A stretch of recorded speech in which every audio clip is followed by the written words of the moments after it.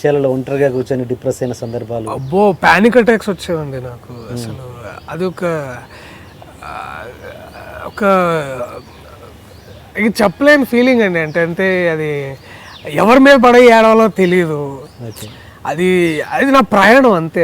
అంతే, ఇంకా నాకు తెలిసిపోయింది. నేను ప్రిపేర్ అయ్యే వచ్చాను. అంటే ఇప్పుడు గొప్ప నటులు విక్రమ్ గారు కానివ్వండి, తమిళ్లో విక్రమ్ గారు కానీ, రవితేజ గారు, వీళ్ళు 10 ఏళ్ళు కష్టపడి 15 ఏళ్ళు కష్టపడ్డ వాళ్ళంతా. నేనేదో 3-4 ఏళ్ళు తిరిగి, అంటే వాళ్ళని ఇన్స్పిరేషన్గా తీసుకునేవాడిని. వాళ్ళ కష్టం ఉంది అని ఇది ఎంతరా, నువ్వు ఇంకా చేయాలి, ఏమో నీకు తెలీదు, నెక్స్ట్ మంచి అవకాశం ఇప్పుడే ఉందేమో, ఇంకా ఆడిషన్ దూరంలో ఉందేమో అని నన్ను నేను నచ్చ చెప్పుకుంటూ, లేదు టాలెంట్ ఎప్పుడు మనల్ని కాపాడుతుంది అనే ఇదిలో ఉండి ఎప్పుడు అలాగే గమ్యం అలాగే ఉంటుందని ఏడ్చావా ఎప్పుడన్నా? చాలా సందర్భాలు నేను ఏడుస్తానండి. అది నాకు నచ్చిన ఫీలింగ్. అది ఏడుపు అనేది, మగవాళ్ళు ఏడవకూడదు అది అంటారు కానీ నేను నమ్మనండి. ఏడుపు అనేది ఒక గుడ్ ఎమోషన్. అది ఐ క్రై. ఎప్పుడైనా బాధ కలిగినప్పుడు ఏడుస్తాను. ఏది అలాంటి సందర్భం ఏంటి? అంటే అదే అండి, ఫెయిల్యూర్. ఇప్పుడు ఆర్టిస్ట్గా మీరు డైలీ ఫెయిల్ అవుతారు. ఎందుకంటే ఇప్పుడు ఒక ఆడిషన్కి వెళ్ళినా పోయింది, రిజెక్షన్, అది ఒక దగ్గర తట్టుకోలేకపోయానండి. ఇంకెట్టు వెళ్తాను అంటే అప్పటికి కొన్ని సినిమాలు చేస్తున్నా కానీ నచ్చట్లేదండి నాకు. అవి పేర్లు చెప్పలే కానీ అది ఇంటర్నల్గా హ్యాపీనెస్ లేదు, సాటిస్ఫాక్షన్ లేదు. అప్పుడు కూర్చొని ఏడ్చినాను. అప్పుడు ఇంటిలాగా అయిపోతానా, లేకపోతే ఆ భయాలు, ఇన్సెక్యూరిటీస్, అప్పుడు బాగా నేను ఇది కాదు ఏదో అనే ఫీలింగ్ అంతేనా? అదే అంటే నన్ను నేను అక్కడ చూసుకోలేకపోయానండి. అక్కడ నేను ఉండలేకపోయాను. అంటే మరి అప్పుడు మళ్ళీ అనిపించేది, నీ మొహానికి వచ్చిందే ఎక్కువ, ముందు చెయ్యి, ఆ తర్వాత చూసుకుందాంలే అని మళ్ళీ అది కూడా ఆలోచన కూడా ఉండేది మళ్ళీ.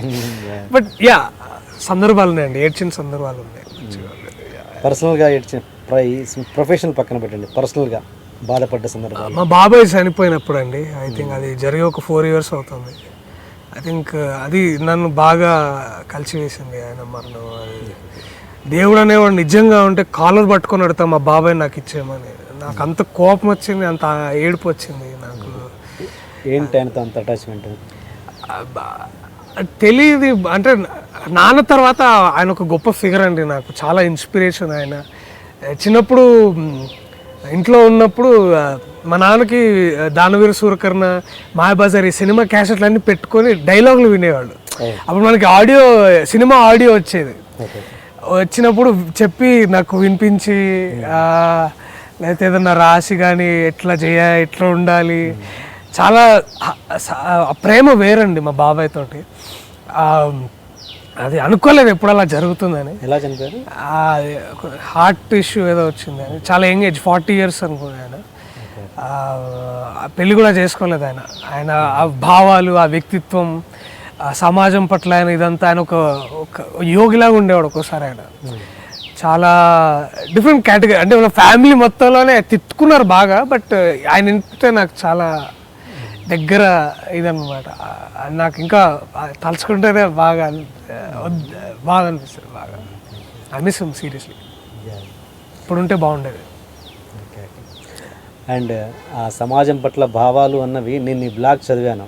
ఏంటంటే నీకు కూడా అది చాలా ఉన్నట్టుగా ఉంది కదా సమాజం మీద. Casual opinion sir. అంటే ఒపీనియన్ అంటే మనం చూసి మనం రిఫ్లెక్ట్ అవుతాం. నేను అంటే ఒక ఆర్టిస్ట్గా మనం చూసేదే మనం రిఫ్లెక్ట్ చేయగలుగుతాం ఎక్కడైనా. అంటే అది డిఫరెంట్ క్వార్టర్స్ ఆఫ్ సొసైటీ నుంచి మనకు ఆ ఎఫెక్ట్ ఉంటుంది. బయట జరిగే అరాచకాలు కానీ, ఇబ్బందులు కానీ నా మీద కూడా ఆ ప్రభావం ఉంటుంది. నేను కూడా వాటికి ఎంపథెటిక్గా సాడ్ ఫీల్ అయ్యే సందర్భాలు ఉంటాయి. అలాగే వచ్చినాయి అవన్నీ. పైగా నేను అప్పుడు జర్నలిజం కోర్స్ చేశాను, MA in mass communication. So అక్కడ నాకు వాళ్ళు చెప్పారు, ఒక ప్రొఫెసర్ శ్రీనివాస్ మెల్కోటే అని ఒక ప్రొఫెసర్ అనమాట, మీడియా అంటే ఏం లేదురా, సమాజానికి అద్దం పట్టడం అనేది అని అన్నారనమాట. అంటే మనం క్రియేట్ చేస్తున్నాం సొసైటీని, అసలు ఏం జరుగుతుందో సొసైటీ చూసుకోవడానికి. సో ఒక ఆర్టిస్ట్గా నేను ఎలా ఫీల్ అంటే మీరు ఏం జరుగుతుందో దాన్ని మనం రియాలిటీని ఇమిడియేట్ చేయగలిగితే నేను ఆర్టిస్ట్ అనుకున్నాను అంతే. సో ఆ ప్రయాణంలో, ఆలోచన విధానంలో వచ్చిన ఇదే అన్నమాట.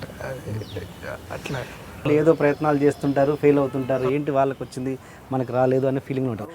అలాంటి వాళ్ళకు మీ ఎక్స్పీరియన్స్తో ఇచ్చే చిన్న, అంటే నేను ఇది కరెక్ట్ అది రాంగ్ అని చెప్పలేనండి. కాకపోతే ఏంటంటే అంటే వాళ్ళకి ఆ కష్టం తెలియట్లేదు, ఓహో సినిమా ఎవడైనా తీయొచ్చు అనే భావనలో చాలా మంది ఉన్నారు. అంటే ఇప్పుడు వచ్చిన డిజిటల్ టెక్నాలజీ వల్ల తీయడం ఈజీ అయిందండి. Yeah. అంటే ఇప్పుడు మీరు అంటే ఒక్కరిగా కూర్చొని కథ రాసుకోవచ్చు. మీ దగ్గర ఉన్న టీం తోటి ఒక 5D కెమెరా కావచ్చు, A7S కానీ ఇట్లాంటి కెమెరాలు రెంట్ తీసుకొని మేకింగ్ కాస్ట్ తగ్గించవచ్చు అండి. కానీ